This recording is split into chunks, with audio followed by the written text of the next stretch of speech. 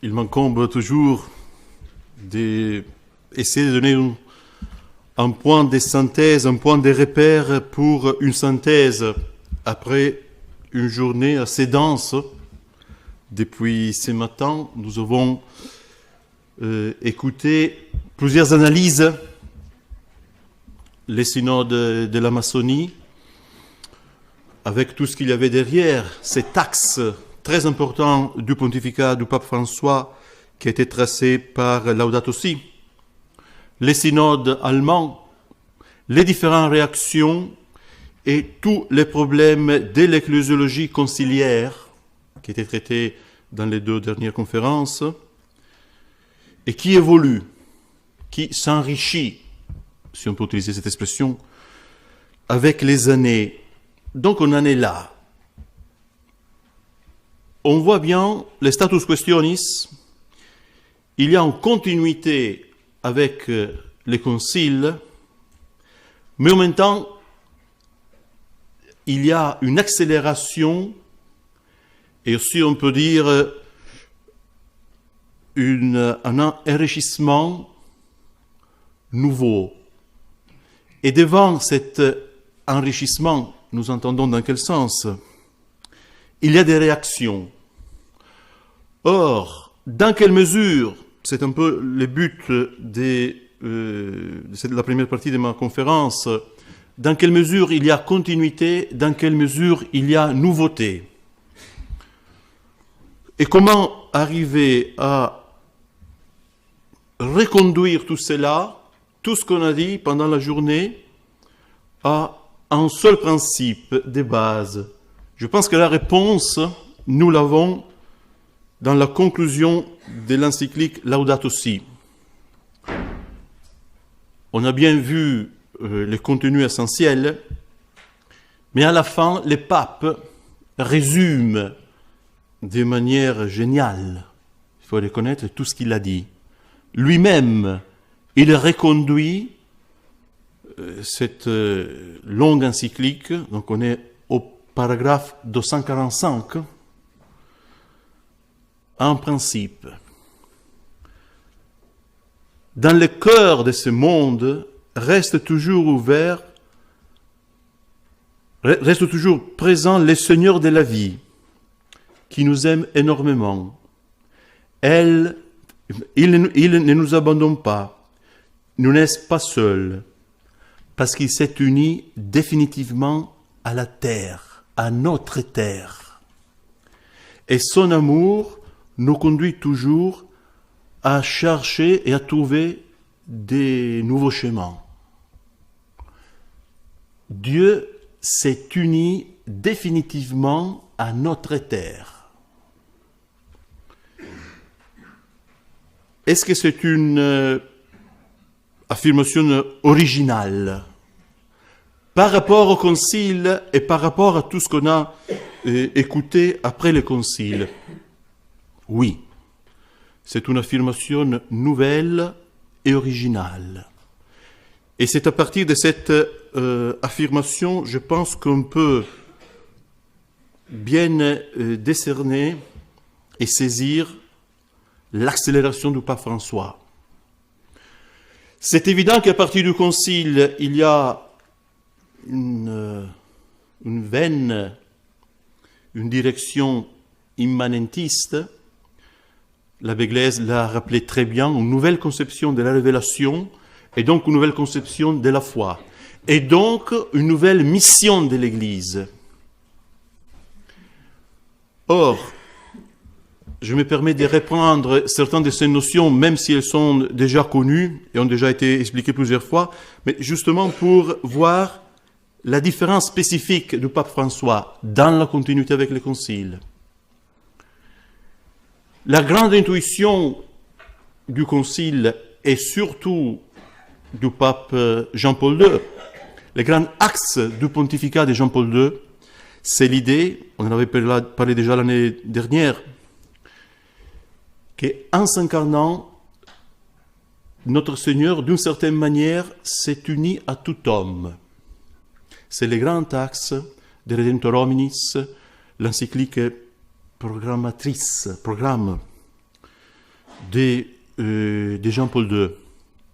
Si le Christ est déjà uni à tout homme, l'Église a la mission d'aider tous les hommes à prendre conscience qu'ils sont déjà unis au Christ. Ils sont déjà sauvés de quelque manière.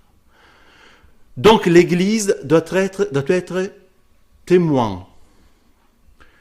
L'évangélisation, proprement dite, se transforme en témoignage. Et ces témoignages, on vient de l'écouter, ces témoignages, c'est les témoignages du peuple des dieux, sacrement, signe dans l'humanité, au milieu de l'humanité, de cette union que le Verbe a déjà avec tout homme. Jean-Paul II résumait ce processus avec un terme particulièrement propre à son vocabulaire, c'est l'autoconscience. La capacité de tout homme de prendre conscience progressivement du fait qu'il est déjà uni de quelque manière au Christ. Et par conséquent, il est déjà introduit dans les mystères du salut par l'incarnation même de notre Seigneur. Mais, dans la perspective, j'ai dit de Jean-Paul II parce qu'il représente de façon éminente tous les développements post-conciliaires sur ce point capital, mais ce n'est pas seulement la sienne, bien sûr. La continuité est linéaire à partir du Concile et avec les différents papes qui se sont succédés à Rome. Cette perspective est profondément personnaliste. Elle met en valeur la personne qui est déjà dignifiée par cette union qu'elle a de quelque manière avec le Verbe et dont elle doit prendre conscience. Eh bien, cette perspective personnaliste produit une morale encore assez exigeante. Pourquoi ? Parce que la personne, dans la perspective du Concile et de Jean-Paul II en particulier, est une relation. C'est un être pur. C'est un être qui, pourrions dire, subsiste, s'épanouit dans son être même, dans la mesure où il se donne. D'où l'exigence morale. Toute la morale familiale, par exemple, du pape Jean-Paul II, tous les enseignements sur la famille sont assez traditionnels, si vous voulez, dans certaines conclusions en tout cas, si on les compare avec les enseignements du pape François. Je pense que là, il n'y a pas de doute. Mais la perspective est profondément personnaliste. Souvenez, rappelez-vous de cette notion, la personne est relation, et donc elle subsiste dans la mesure où elle se donne.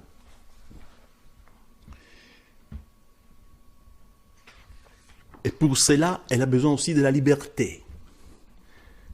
Parce que pour se donner, elle doit être libre. Vous avez dans la relation et dans la liberté les deux grands piliers de cette morale que le pape Jean-Paul II développe. Avec le pape François, cela est dépassé. Il n'y a pas de rupture, mais cela est dépassé. Pourquoi ? Parce que le Christ ne s'est pas simplement uni à tout homme. Le Christ s'est uni à la terre. Le problème n'est plus un problème d'autoconscience. C'est pas nié, bien sûr. Mais la perspective est plus radicale et en un certain sens, elle est encore plus simple. Ou si vous préférez, les germes immanentistes produisent des fruits plus mûr. Toute la morale, ça faut bien le comprendre, bien le saisir, dans la nouvelle perspective proposée par le pape François, se résume dans l'idée d'être en harmonie avec la nature, avec la terre. Pourquoi? Parce que le Christ est déjà uni à la terre. Il insiste énormément sur l'unité, la connexion qu'il y a entre Dieu, l'homme et l'environnement. L'homme et l'environnement sont des créatures de Dieu. Et donc on peut écrire un nouveau code, ou si vous préférez, réécrire le code moral en entier, en relation au respect dû à la terre et à la nature. Pourquoi? Parce que tout est connecté. En respectant la nature comme il se doit, pleinement, je respecte aussi la loi de Dieu et les prochains. C'est la grande intuition de Laudato Si.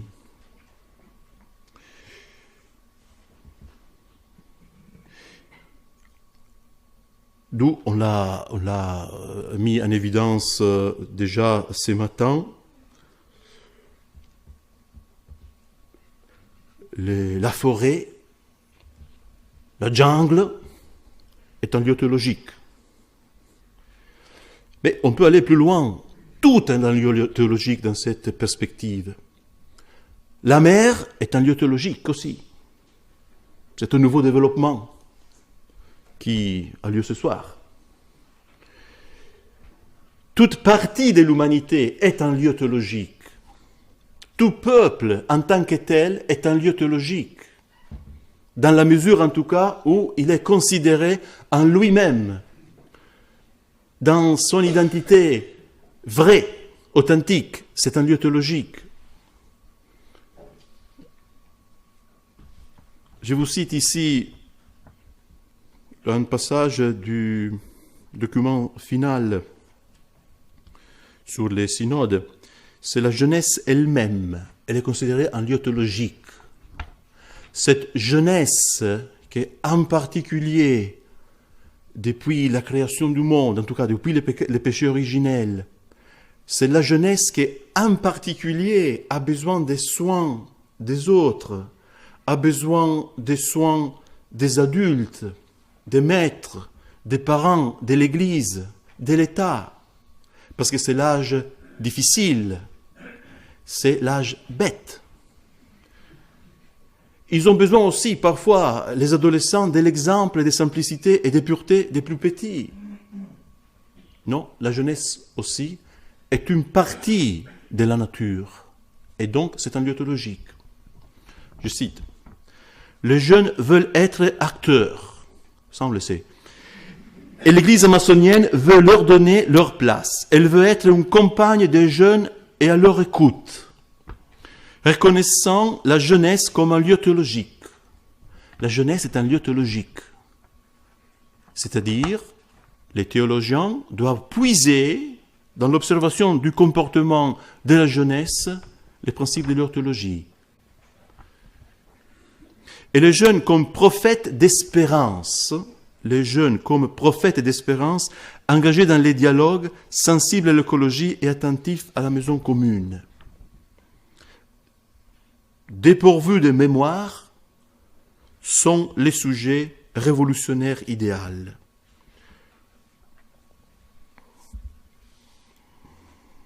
On pourrait multiplier les exemples. Revenons à nous. Si l'exemple à suivre, c'est la forêt, lieu théologique, la jeunesse, en un mot, arriver à être en harmonie avec soi-même et avec l'environnement, avec la nature, avec le cosmos. Mais dans une perspective qui nie le péché originel. Cette relation avec le Christ, qui de quelque manière subsistait dans la perspective du du pape Jean-Paul II. Cette perspective, entre guillemets, classique, conciliaire et post-conciliaire, cette relation avec l'Église s'est fait plus lointaine, parce que dans l'immédiat, la relation est avec la terre. Et surtout, on voit les dénominateurs communs, ces soins pour la maison commune, cette préoccupation pour la maison commune s'est fait encore beaucoup plus universel. Donc, qu'est-ce qu'on peut dire? Cette exigence morale s'est réduite à cette harmonie et à cet équilibre. Bien peu de choses. Il faut bien saisir que c'est toute l'Église qui doit rentrer dans cette perspective. Ce qui s'est passé en Amazonie, pour être plus précis, les synodes sur l'Amazonie, ce n'a pas été uniquement un moment privilégié pour parler de cette partie du monde et de ses problèmes particuliers. Non, c'est un paradigme que l'Église entière doit suivre. C'est pour cela qu'on parle d'écologie intégrale et des conversions écologiques. Alors, dans cette conversion écologique, et là on voit encore une différence, pour simplifier, je dis entre Jean-Paul II et le pape François, cette mission du peuple des dieux devient passive. Avec Jean-Paul II, vous avez encore une Église, un peuple de Dieu, qui a la mission d'être témoin de quelque chose vis-à-vis de l'humanité, d'être témoin, d'être union au Christ, de cette union au Christ. Ici, l'Église devient disciple. C'est une Église qui n'a plus rien à enseigner. C'est une Église qui est à l'écoute. C'est une Église qui observe. Elle est toujours sacrement de quelque chose, si vous voulez, oui, mais cette fois, elle est d'une façon qui est beaucoup plus passive. C'est une Église qui doit rentrer elle-même en tant que telle, je le répète, dans cette conversion écologique. C'est une Église qui doit se convertir elle-même et pas les autres. Elle doit se convertir elle-même pour pouvoir écouter les autres.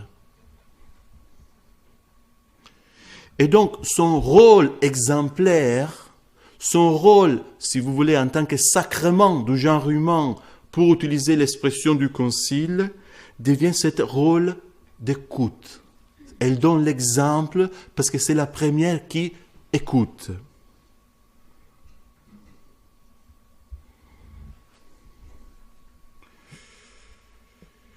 On peut se poser la question, pourquoi inévitablement ce rôle devient un rôle passif?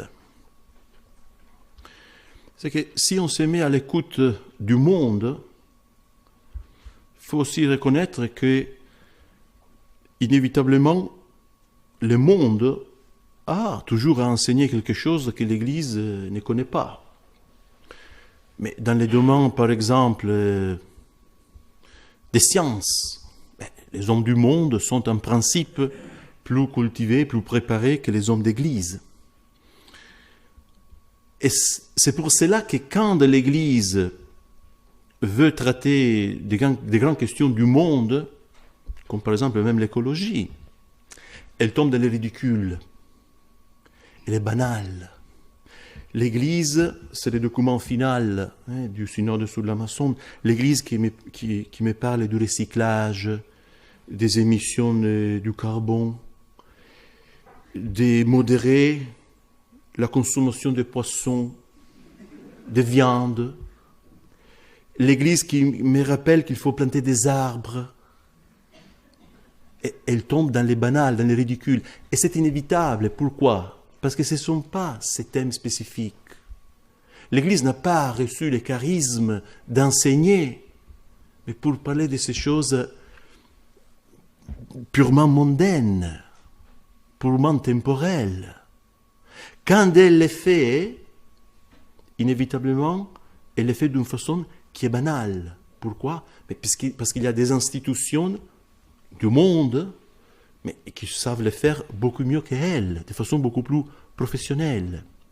Donc, encore une fois, c'est une Église qui inévitablement se met à l'écoute d'un monde qui lui est supérieur. Elle veut traiter des choses, elle veut se consacrer à des choses, elle veut sacraliser des éléments mondains, mais sur lesquels d'autres sont beaucoup plus préparés qu'elle. Et donc, inévitablement, c'est une Église à l'écoute.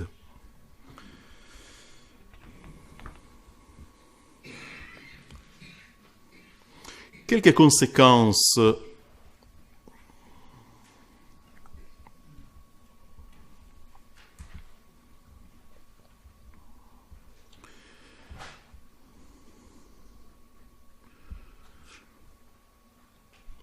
si le Christ s'est uni à la terre,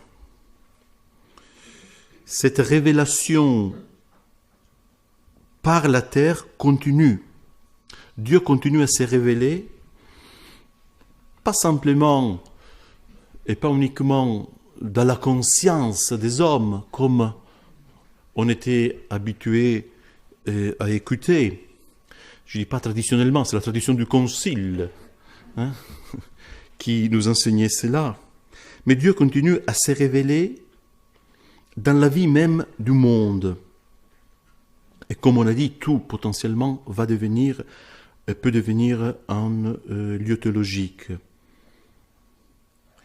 Mais vous voyez bien que si Dieu se révèle dans la vie même du monde, de la nature, mais aussi de l'humanité, parce que l'humanité est partie intégrante de la nature, l'Église doit recevoir comme élément de la révélation, elle s'engage à recevoir comme élément de la révélation à tout ce qui peut paraître dans le monde.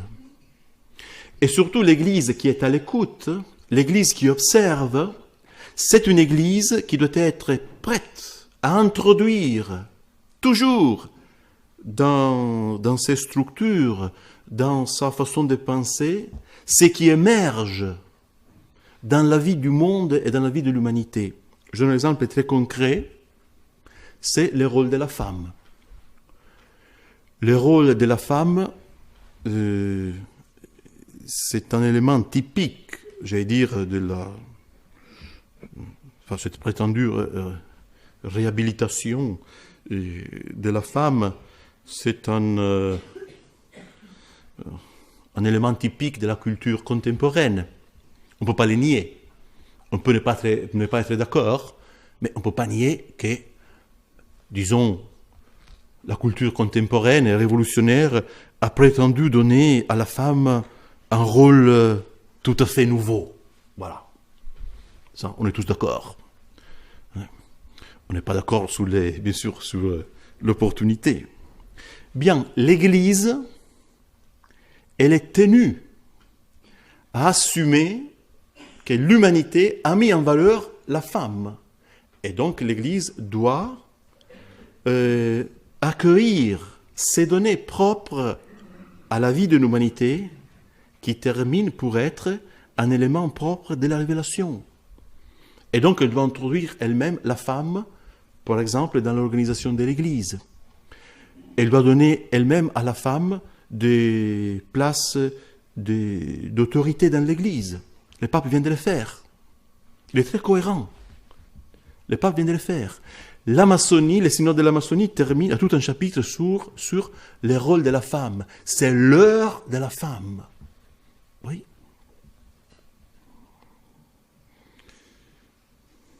La tradition vivante, pour revenir à une expression typique du langage post-conciliaire,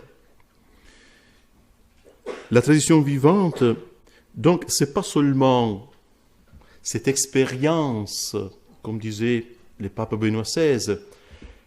Benoît XVI utilise l'image d'un fleuve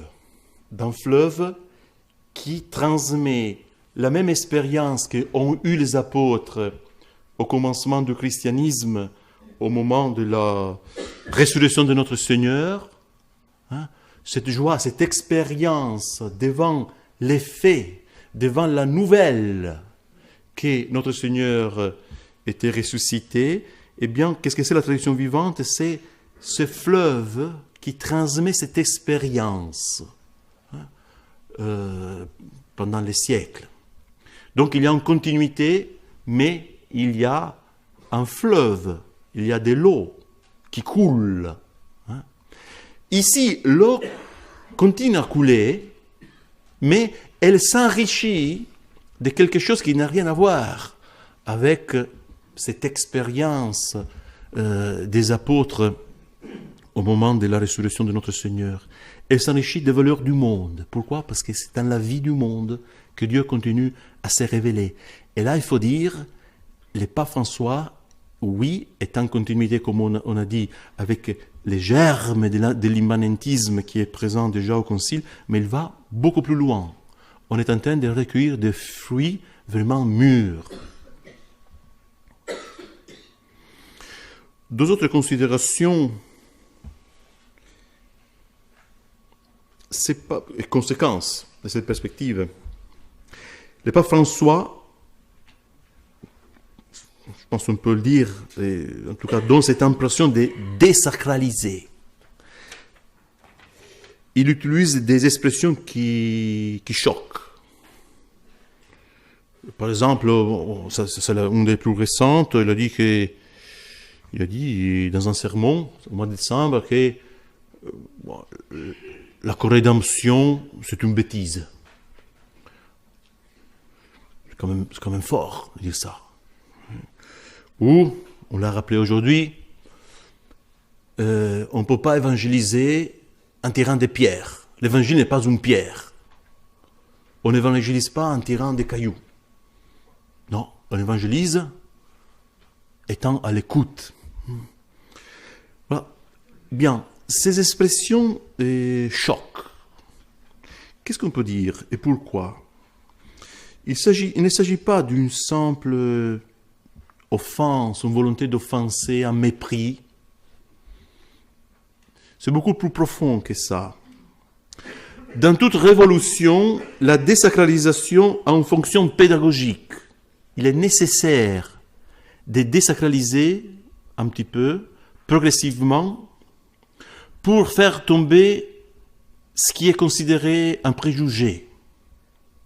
La désacralisation, elle aide les hommes à se libérer de l'idée qu'ils doivent rendre compte à un Dieu transcendant. Tout ce qui est sacré rappelle à l'homme la transcendance, quelque chose qui est au-dessus, qui est au-delà, quelque chose qui me domine, quelqu'un auquel je dois rendre compte, quelqu'un qui va me juger. La désacralisation aide à dépasser cette sensation, cette disposition naturelle, et bien sûr confirmée par la foi, qu'il y a un Dieu au-dessus de moi. Pourquoi? Mais parce que tout est reconduit à une vision qui est immanente, de la façon la plus radicale. Une considération analogue pour l'autorité du pape et de son prestige. On se pose la question souvent, mais le pape François est-il conscient qu'il perd prestige, que la papauté perd prestige, qu'il détruit de quelque manière sa propre autorité? Comment est-ce que ses successeurs pourront remédier à ce que le pape François est en train de faire, d'enseigner, si l'autorité même du pape perd son prestige? Il faut bien le comprendre, ça aussi, dans une perspective naturaliste, dans la perspective d'une Église qui est à l'écoute.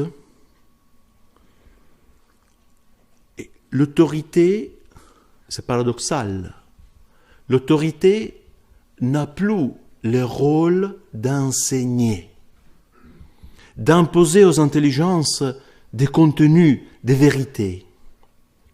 Mais donc, si l'autorité n'a plus ce rôle, l'autorité a un sens dans la mesure où elle s'est autodétruite, où elle disparaît, pour enseigner ainsi, par ces moyens, qu'une médiation n'est plus nécessaire, n'a plus de sens. Ou si vous préférez, qu'un magistère, au sens traditionnel du terme, n'est plus nécessaire. Et oui, c'est une église qui doit écouter, doit se convertir pour apprendre à écouter. C'est une église qui doit désapprendre pour pouvoir réapprendre. C'est l'église disciple, c'est l'église sœur. Donc, si vous voulez, la perspective, même de certains gestes propres au pape François, qui choquent, c'est, je pense, il faut le comprendre à la lumière de tout ce qu'on vient de voir. C'est pas une simple vulgarité, une simplicité excessive. Non, c'est pas ça. C'est plus profond que ça.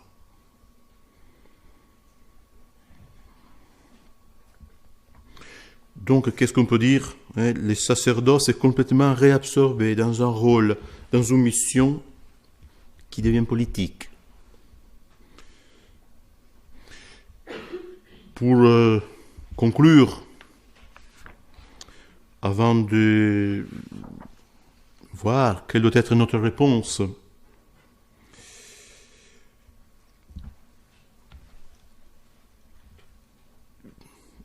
cette nouvelle phase dans laquelle l'Église est entrée, on le voit bien, il y a une continuité, mais il y a des éléments qui sont nouveaux. Et cela explique les réactions. En un mot, l'immanentisme le plus radical, cette harmonie, si tout se termine pour se résoudre dans un projet d'harmonie de l'homme avec la nature, l'environnement, parce que Dieu s'est uni à la terre, et nous sommes partie intégrante de cette terre.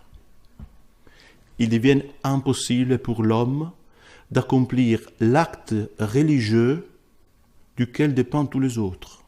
C'est l'adoration. C'est tragique.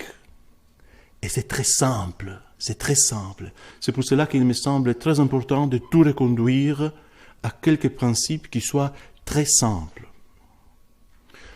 L'homme a sa place dans la création, mais a une place spécifique parce qu'il a une différence spécifique. L'homme est rationnel, mais il est créé rationnel pour pouvoir adorer. La spécificité ultime de l'homme, de la créature rationnelle, c'est la possibilité d'adorer, de rendre volontairement à Dieu un culte en tant que créature rationnelle. Mais cela présuppose la distinction entre la créature rationnelle et un Dieu transcendant que je reconnais et que j'adore et que je reconnais non dans la nature, je le reconnais au-dessus de la nature, au-dessus de la création, absolument distingué et séparé de la création, absolument infini. Dans la mesure où je reconnais cet abîme entre Dieu et le monde, je suis capable d'adorer. Et si Dieu s'est fait homme, c'est pour nous enseigner à adorer. L'humanité de notre Seigneur a été le moyen, non pour s'unir à la terre. L'humanité de notre Seigneur a été les moyens, la cause exemplaire pour enseigner aux hommes à adorer. Qu'est-ce qu'a fait notre Seigneur dans son humanité? Pourquoi son sacerdoce? Quel est le but de son sacerdoce? Il le dit lui-même. Ce sont les premiers mots de notre Seigneur dès qu'il rentre dans le monde. Je suis ici, Père, pour faire ta volonté.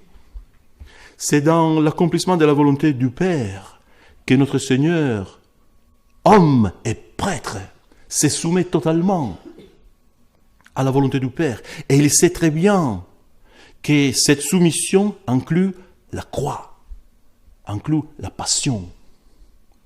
Et cet premier acte de notre Seigneur, au moment même de l'incarnation, est en parfaite continuité avec la croix. Toute la vie de notre Seigneur, c'est un long acte uninterrompu d'adoration. C'est magnifique. C'est tout l'opposé. C'est tout l'opposé de la perspective dans laquelle l'Église est en train de rentrer avec cette conversion écologique. C'est pas seulement une erreur, c'est pas seulement une déviation, c'est abominable. C'est abominable. Nous-mêmes, nous n'arrivons pas à calculer la gravité de cela. Nous n'arrivons pas à trouver les mots. Et c'est la seule voie que l'Église peut parcourir aujourd'hui. Il n'y a pas d'autre chemin possible. C'est écrit.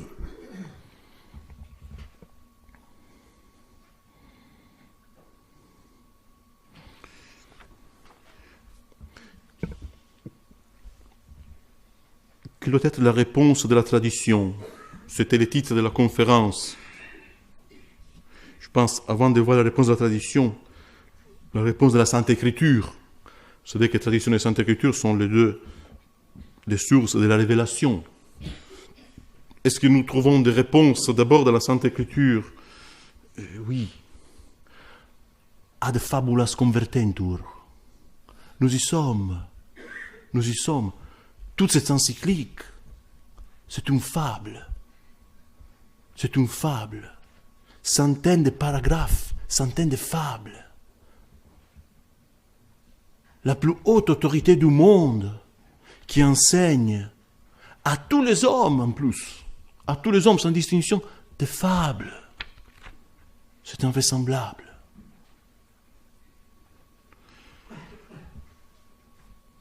Mais la réponse de la tradition,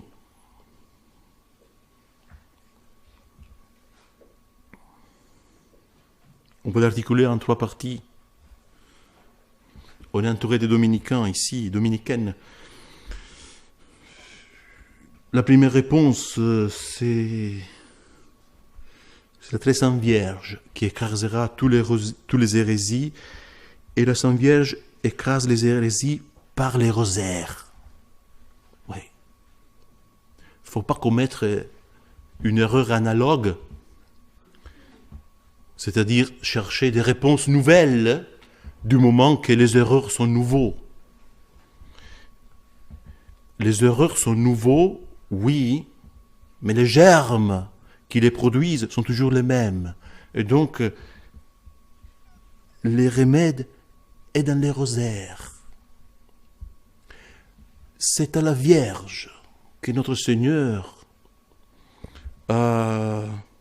c'est dans les mains de la Vierge que notre Seigneur a confié l'Église et a confié la foi. A confié la foi.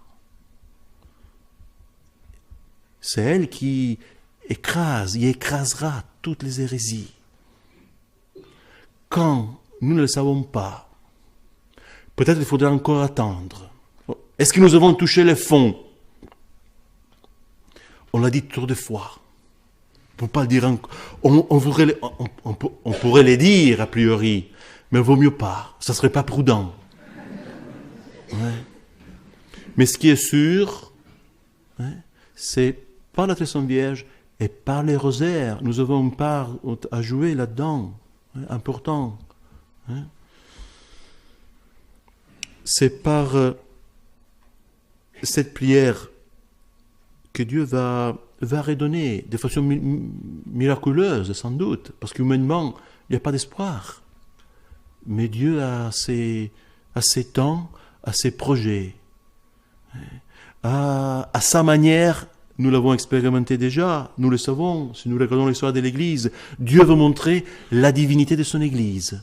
Et il le fait toujours en nous laissant pour entendre des situations inextricables humainement. Oui, cela fait ressortir davantage la sainteté de l'Église.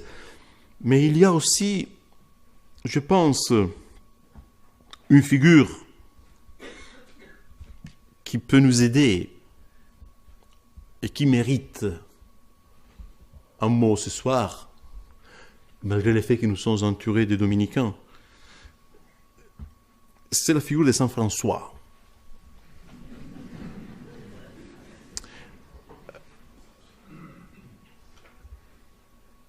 Ce pape, tout en étant un jésuite, il a choisi le nom de François.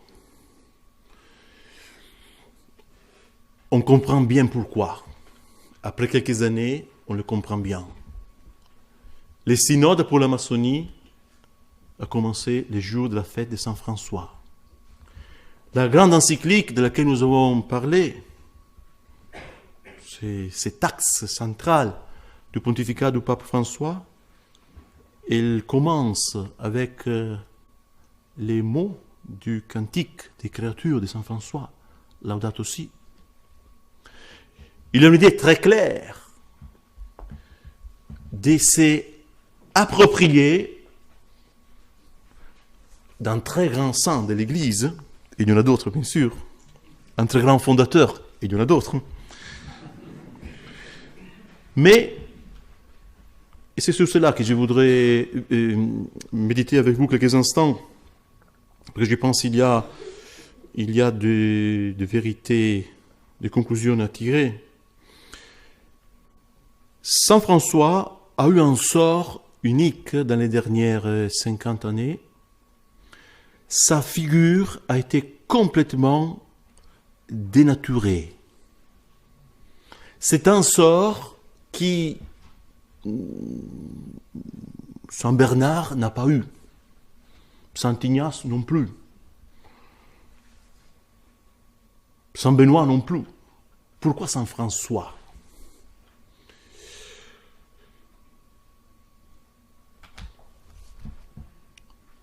Saint François reçoit de notre Seigneur une mission très spécifique. Nous sommes au commencement du XIIIe siècle. Saint François, c'est par excellence le prototype du réformateur dans l'Église. C'est son charisme. C'est une grâce spéciale qu'il reçoit de notre Seigneur. Il en reçoit la mission, mais nécessairement il reçoit aussi la grâce pour accomplir cette mission.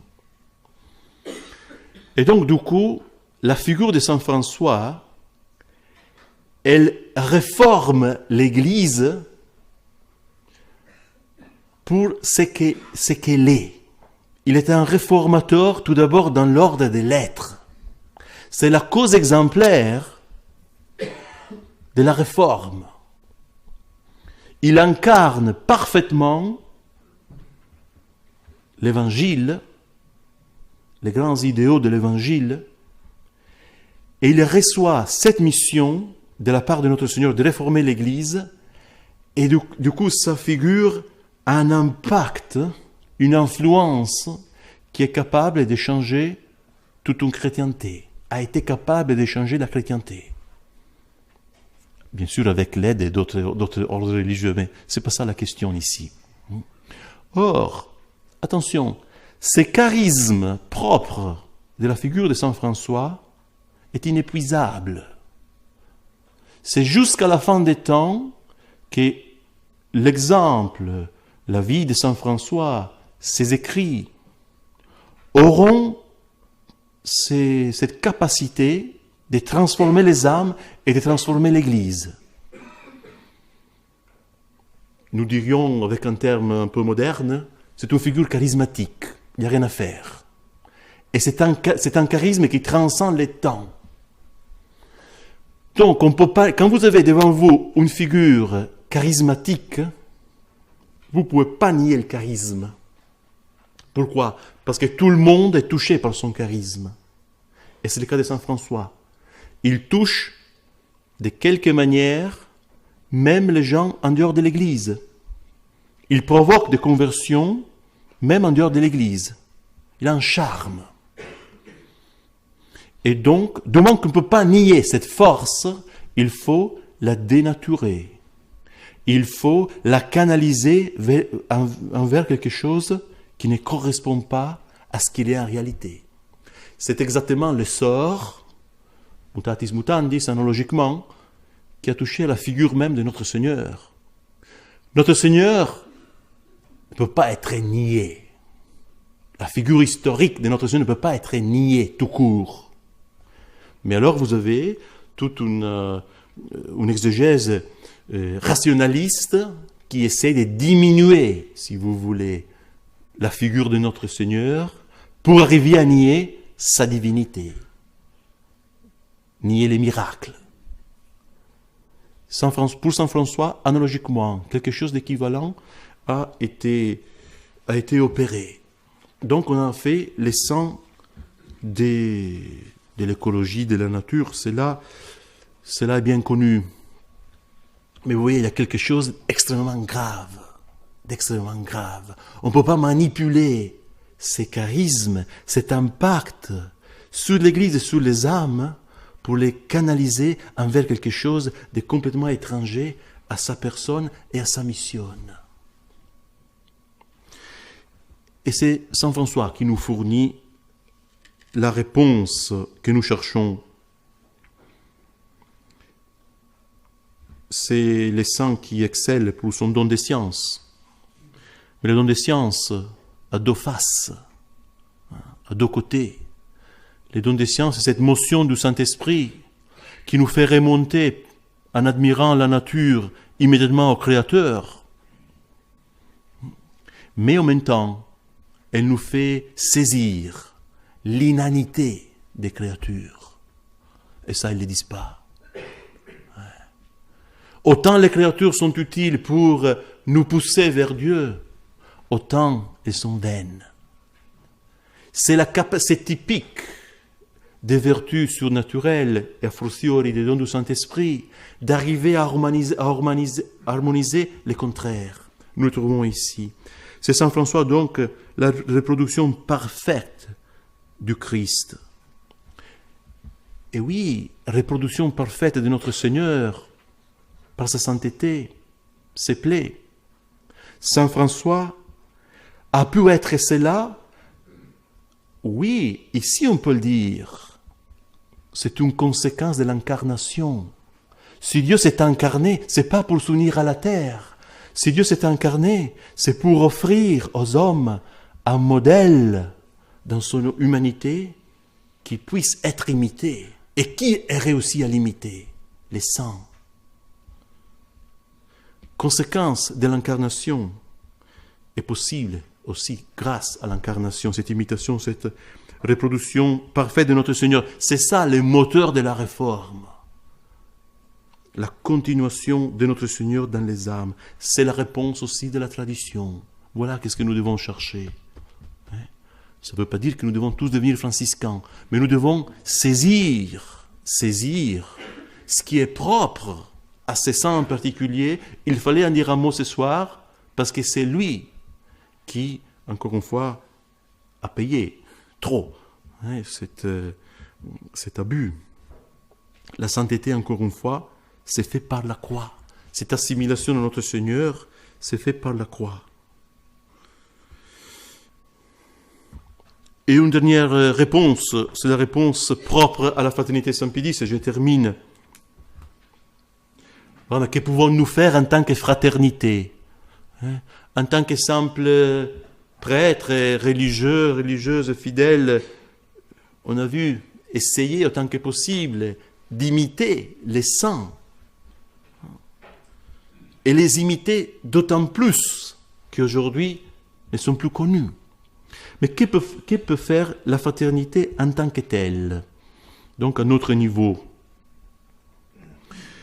On l'a bien vu, surtout c'est l'abbé éminent qui est à ma droite, qui a mis en évidence Il y a plusieurs réactions dans l'Église, mais des réactions qui peuvent partir un peu, disons, avec des orientations différentes, et surtout des orientations, des réactions qui vont chacune à leur vitesse, avec quelques pas en arrière parfois.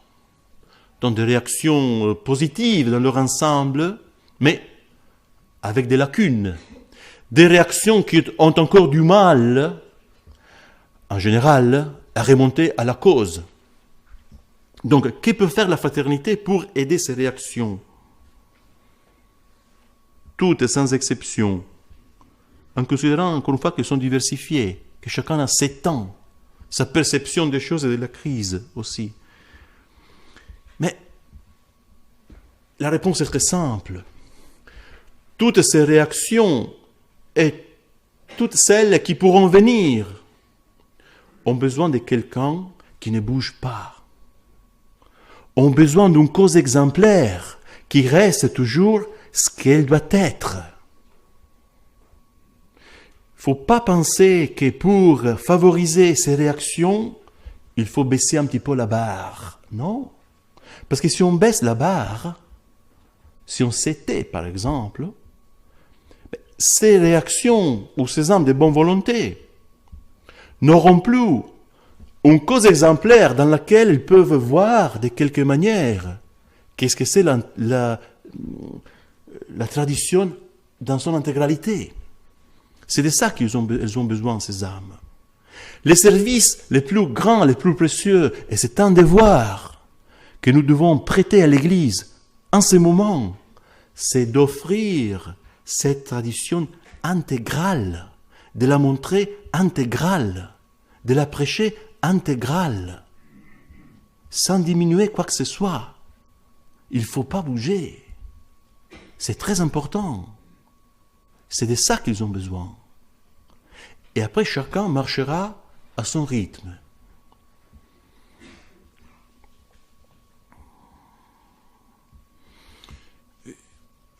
C'est pas un rôle, encore une fois, c'est quelque chose qui nous dépasse.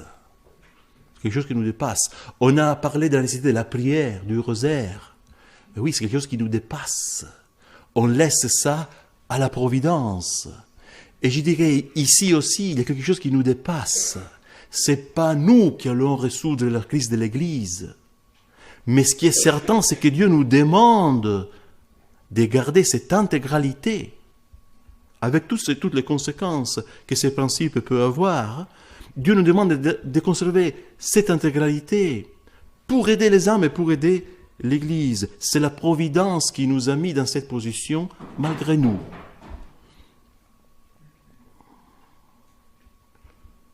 Alors, comment conclure? Oui, pensons à ces âmes. Pensons à toutes ces âmes pour lesquelles la vie catholique n'est plus possible dans la paroisse. Faites réaliste. C'est impossible d'avoir une vie catholique si on écoute ça, si on met en pratique ces principes. C'est impossible. Et encore une fois, je me répète, c'est les services les plus précieux que nous pouvons offrir à l'Église. On nous accuse parfois de ne pas avoir l'essence de l'Église. On nous accuse